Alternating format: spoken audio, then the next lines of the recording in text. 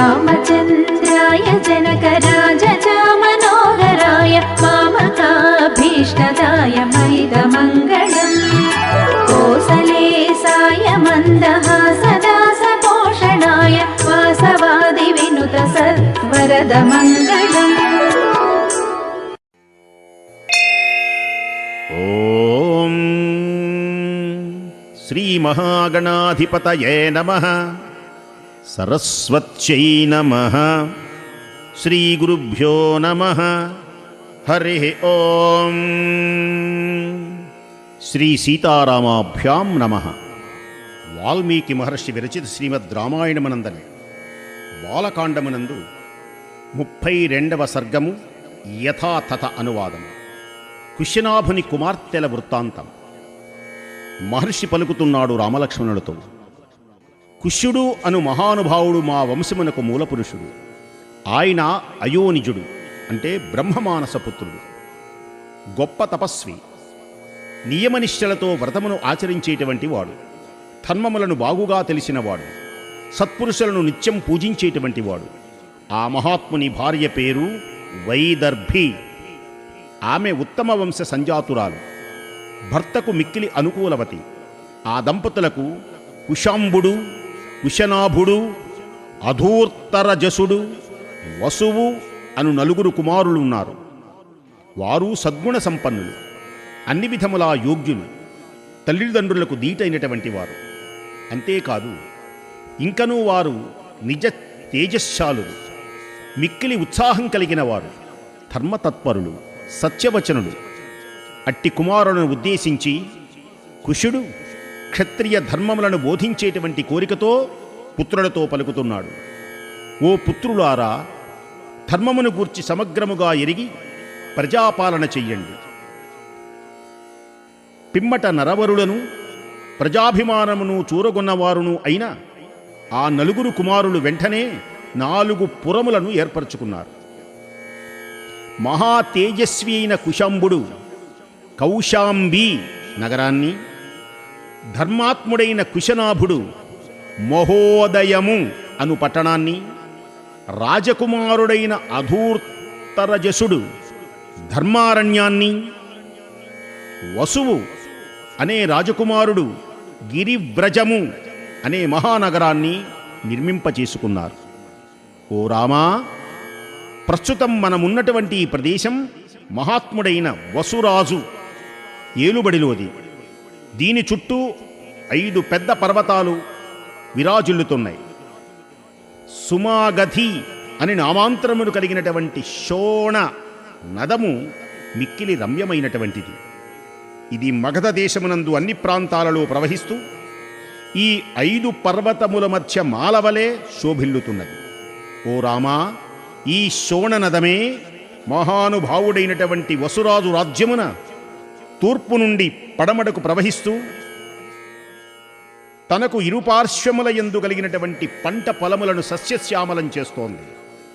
ఓ రఘురామా, రాజర్షి అయిన కుశనాభుడు ధర్మాత్మురాలైన తన భార్యకు ఘృతాచి అందు 100 మంది కన్యారత్నములను సంతానమునుగా పొందాడు. ఆ కన్యకామణులు రూప యౌవన సౌభాగ్యవంతులై పువ్వులను, చందనములను, తిలకములను మొదలైనటువంటి వారిని చక్కగా అలంకరించుకొని వర్షాకాలపు మెరుపు తీగల ఉద్యానమునకు విచ్చేశారు. చక్కని ఆభరణములు ధరించినటువంటి వారై అందరూ గానాలతో, నృత్యాలతో, వీణాది వాదనములతో పరమానంద భరితులైనారు. సాటి లేని రూప సౌందర్యము కలిగిన ఆ సుందరాంగమణులు ఉద్యానవనమునకు వచ్చి మేఘముల మధ్య తారవలే విరాజిల్లుతూ ఉన్నారు. సద్గుణ సంపన్నులైనటువంటి వారి యొక్క రూప వైభవములను, లావణ్య మిసమిసలను గాంచి సర్వత్ర సంచరించేటువంటి వాయుదేవుడు ముగ్ధుడై వారితో పలికాడు.